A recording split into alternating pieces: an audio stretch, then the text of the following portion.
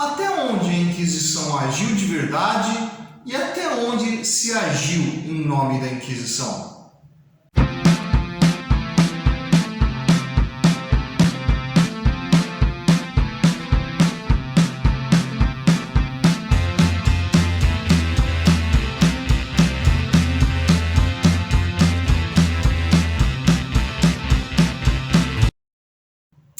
Pois é, estou um tempo afastado de vocês, faz tempo que eu não posto nada aqui no canal, mas vamos recuperando, vamos voltando aí, que tem bastante coisa para a gente conversar ainda. E hoje vamos tratar de um caso bastante peculiar, que foi estudado pelo antropólogo Luiz Moll, né? O caso de Tibira do Maranhão. Bom, o caso de Tibira do Maranhão é um caso de uma execução que supostamente envolveria a Inquisição, mas que o caso é um imbróglio aí que acaba dando bastante pano para manga para a gente poder bater um papo e refletir sobre as ações históricas aqui no Brasil durante a colonização. Bom, esse caso aí ele é relatado no livro de um frade capuchinho francês chamado Yves Derrou. Né? O nome do livro do Yves Derrou é História das Coisas Mais Memoráveis Acontecidas no Maranhão nos anos de 1613 e 1614. O caso em questão aqui, né, teria acontecido no ano de 1614 e trataria ali de uma captura e uma execução de um nativo pela Inquisição. Eu estou colocando tudo isso aí de supostamente seria, porque todo caso aí, apesar de ter a palavra Inquisição aparecendo no próprio livro do Evreux, não tem relação nenhuma com a Inquisição, né? Então o nome da Inquisição foi utilizado, né? E a execução foi meio que colocado nas costas da igreja, quando na verdade esse caso aí é particular desse grupo de frades capuchinhos aqui, que possivelmente tinha ali a liderança do Evreux. Bom, vamos fazer algumas observações aí sobre o caso do Tibira, tá? Primeira observação que já estava adiantando para vocês, né? A Inquisição não tem qualquer relação direta com isso, certo? Ainda mais que os casos de execução, né, quando ocorria caso de execução na colônia, o supliciado não era supliciado na colônia, né? Todos os casos investigados de Inquisição dentro do Brasil, aqui na colônia, passava simplesmente pelo primeiro passo, que era a investigação. Sendo confirmado que aquela pessoa era um risco, era uma ameaça à ordem estabelecida, essa pessoa era enviada para Portugal. E lá em Portugal passava por um novo processo, um novo julgamento, e caso fosse julgado a necessidade de suplício, essa pessoa era sentenciada. Segunda observação importante, o Yves Derrou, ele pertencia a uma missão que era francesa dentro do Brasil. Portanto, esse cara não tem relação nenhuma com a Inquisição portuguesa. Bom, mas a Inquisição, ela não é algo ligado diretamente à igreja?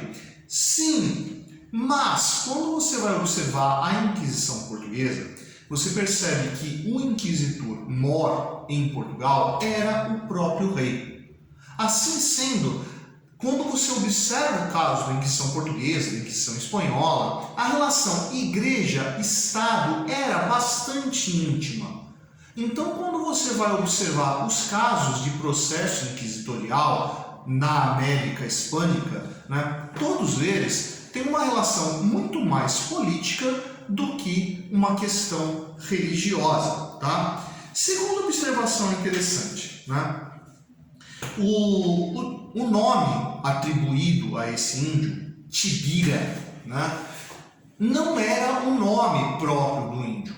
A palavra tibira era uma palavra do idioma falado entre os nativos daquela região que tinha um significado quanto ao comportamento sexual, certo? Aqueles que na nossa cultura nós denominamos como homossexuais, nesse idioma, né, se pronunciava tibira, né? Então percebe que o caso aqui descrito pelo Devereux, ele sequer leva em consideração a identidade do nativo, né?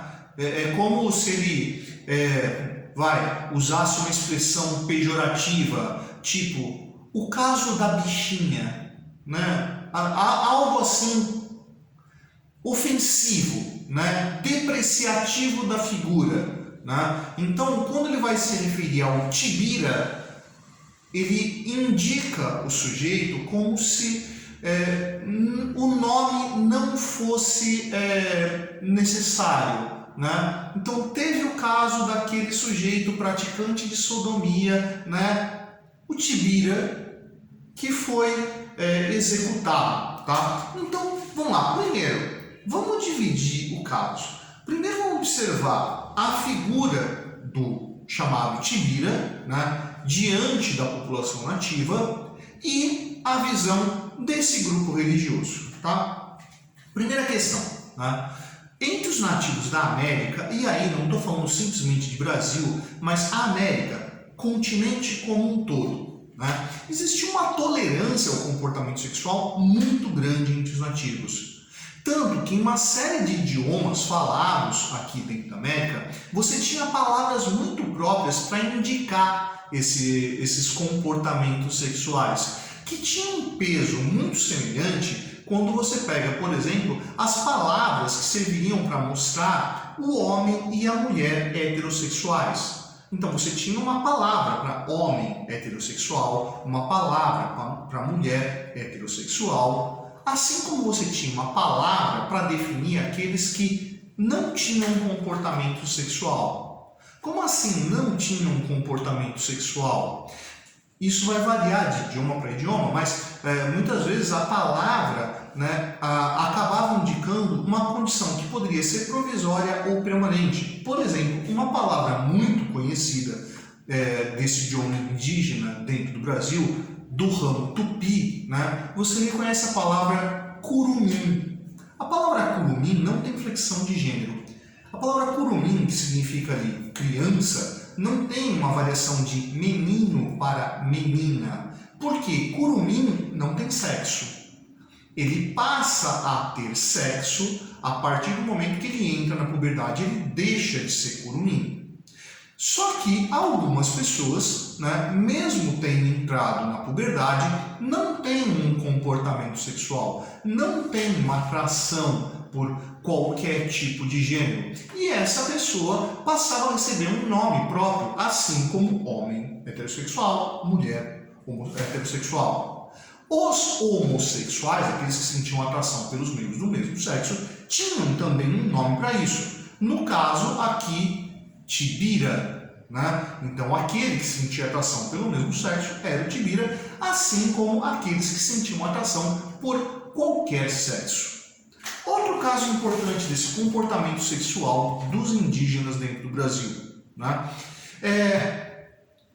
Os relacionamentos afetivos, eles não necessariamente eram permanentes, né, como regularmente a gente tem aqui dentro da cultura ocidental, né? Então, quando um relacionamento se desgastava e que o casal não queria mais viver junto, a separação desse casal se dava de forma muito simples. Ou seja, não tinha um casamento como na nossa sociedade existe, né? As pessoas decidiam passar a viver juntas, a compor um casal e montavam uma família naquele acordo que poderia ser desfeita sem qualquer tipo de problema. Inclusive, em algumas comunidades, né, a monogamia também não era a regra, né? Você poderia ter uma poligamia, você poderia ter uma poliandria sem problema algum.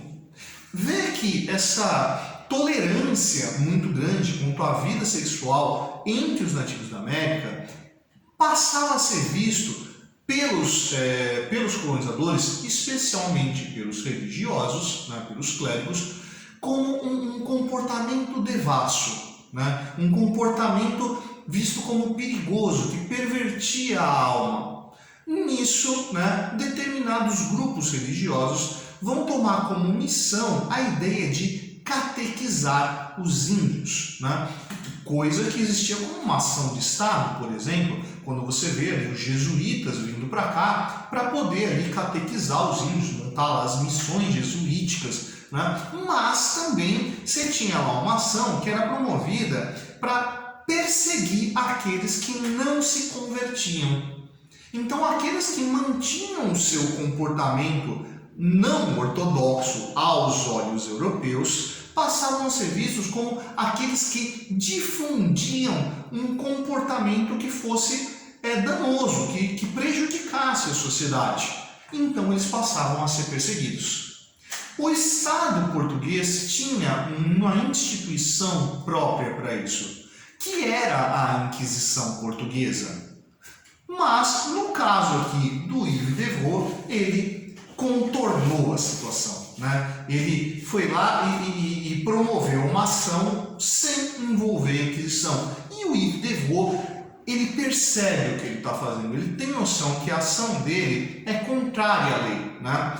Tanto que, no caso de Tibira, que foi acusado de sodomia e foi julgado, quando ele foi julgado, se convocou lideranças tribais nativas da região para estarem presentes durante o julgamento, para mostrar que, olha, quem está julgando aqui não é a igreja, é a comunidade. Nós estamos julgando o caso e ele está sendo acusado de ter um comportamento que não é ideal. Por mim, Yves Devaux, pela igreja, não, pela comunidade. Então, o caso de sodomia é uma violência a todos, né? O caso levou a uma condenação à morte, né? E, aliás, uma morte bastante exemplar. Ele foi levado a um forte, amarrado a um canhão pelo abdômen, e foi um tiro disparado atravessando ele, dividindo o corpo dele ao meio.